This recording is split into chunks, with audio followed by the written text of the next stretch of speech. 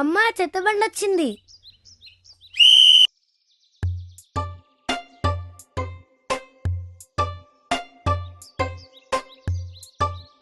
ఆగుండ్రి ఆగండమ్మా.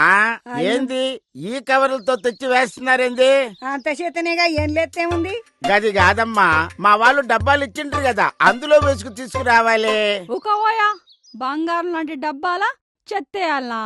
ఇగో ఇప్పుడే పిండి ఇసురుకొని వచ్చిన. ఏందమ్మా, పిండేసుకోవడానికి డబ్బాలు వాడుతున్నారా? మా అమ్మ అయితే ఈ డబ్బాలో పూల మొక్కలు పెట్టింది. మా అమ్మ అయితే డబ్బాలో నేను పట్టుకొని వాడుతుంది. అయినా ఈ చెత్త నీకి సోకులు పడాలా ఏంది?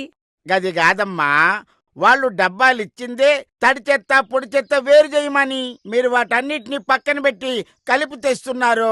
మాకిచ్చిన చెత్త బుట్టలు మాకిష్టం వచ్చినట్టు వాడుతున్నాం, మధ్యలో మీద భయం ఏంటి? గది కాదయ్యా, అట్లా కలిపేస్తే ప్రాబ్లం వస్తుందని తెలిసే కదా ప్రభుత్వం చెత్త బుట్టలకి తడి చెత్త పొడి చెత్త వేరు చేయమని చెప్పింది. చెప్పినవుతి, తడి చెత్త పొడి చెత్త కలిపితే ప్రాబ్లం అవుతుందా? ఇదే ముచ్చట. అతను చెప్పేది నిజం. అతను చెప్పింది నిజమే. చెత్తని కలిపేయడం వల్ల మనకు చాలా ప్రాబ్లమ్స్ వస్తాయి. టీచరమ్మా, మీరు చెప్తే గిట్లా మంచిగింటారు. ప్రాబ్లం ఎట్లయితదో వివరంగా చెప్పు తల్లి. తడి చెత్త అంటే కూరగాయల ముక్కలు, పళ్ల తొక్కలు, మిగిలిపోయిన ఆహారం ఇలాంటివన్నమాట. వీటి వల్ల భూమికి ఎటువంటి నష్టమూ లేదు. అంతేకాకుండా అవి భూమిలో కలిసిపోయి నేలను సారవంతం చేస్తాయి. ఆ జాగల విత్తనాలేసామనుకోండి, మొక్కలు బలంగా మొలుస్తాయి. మరి పొడి చెత్త అంటే కాగితాలు, అట్టముక్కలు, ప్లాస్టిక్ కవర్స్, ఇదిగో ముఖ్యంగా ఈ వాటర్ బాటిల్స్. ఇందులో ప్లాస్టిక్ మరీ డేంజర్. ఇది భూమిలో తొందరగా కలవదు, పైగా తడి చెత్తతో కలిసి చాలా కాలుష్యాన్ని పెంచుతది. దీనివల్ల చాలా రోగాలు కూడా వస్తాయమ్మా. ఒకప్పుడు 100కో 1,00,000కో ఒక్కరికి క్యాన్సర్ వచ్చేది. ఇప్పుడు చూడండి ఎంతమందికి క్యాన్సర్ వస్తుందో. ఇదంతా కాలుష్యం వల్లే. మీకింకో భయంకరమైన విషయం చెప్పనా? భవిష్యత్తులో 77% మంది ప్రజలకి క్యాన్సర్ వస్తుందని అంచనా వేస్తున్నారు. ఇదంతా జరగకుండా ఉండాలి అంటే మన భూమిని, మన పర్యావరణాన్ని మనమే రక్షించుకోవాలి. దీని వెనక ఇంత కతుందని తెలియక ఎంత పెద్ద తప్పు చేస్తున్నామో. ఇవన్నీ మా స్కూల్లో కూడా చెప్పారు టీచర్. చెప్పడమే కాదమ్మా, మన తుక్కుగూడ మున్సిపాలిటీ వాళ్ళు అక్కడ తీసుకెళ్లి మరీ చూపించారు.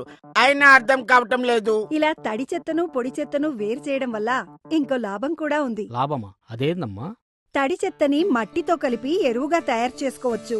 ఆ ఎరువుని మన ఇంట్లో పెరిగే మొక్కలకి వేస్తే మొక్కలు బలంగా పెరుగుతాయి. ఇక పొడి చెత్త. ఈ పొడి చెత్తని మున్సిపాలిటీ వాళ్ళు రీసైకిల్ చేసే కంపెనీలకిస్తారు. ఆ కంపెనీ వాళ్ళు పొడి చెత్తని రీసైకిల్ చేసి వస్తువులుగా మారుస్తారు. ఆ వస్తువుల్ని మళ్ళీ మనం వాడుకోవచ్చు. ఇక పొడి చెత్తని మనమే అమ్ముకున్నట్లయితే ఎంతో కొంత డబ్బులు కూడా వస్తాయి.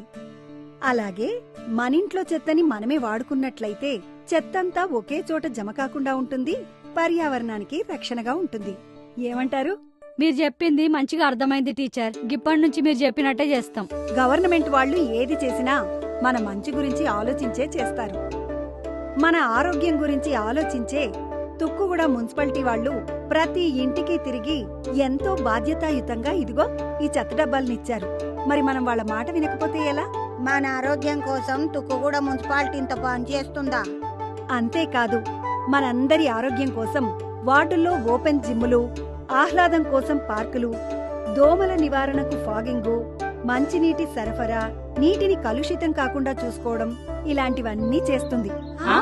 అమ్మా, అట్లా నోరు తెచ్చుకొని చూడబాకండి. మున్సిపాలిటీ వాళ్ళు మన కోసం చేసే పనులు ఇంకా చాలున్నాయి. ఏంటవి?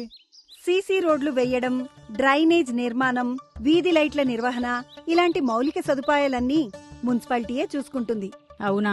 అంత డబ్బు మున్సిపాలిటీకి ఎక్కడి నుంచి వస్తుంది? మంచి ప్రశ్న అడిగావమ్మా. ఈ అభివృద్ధి చేస్తుంది మేము కాదు, మీరే.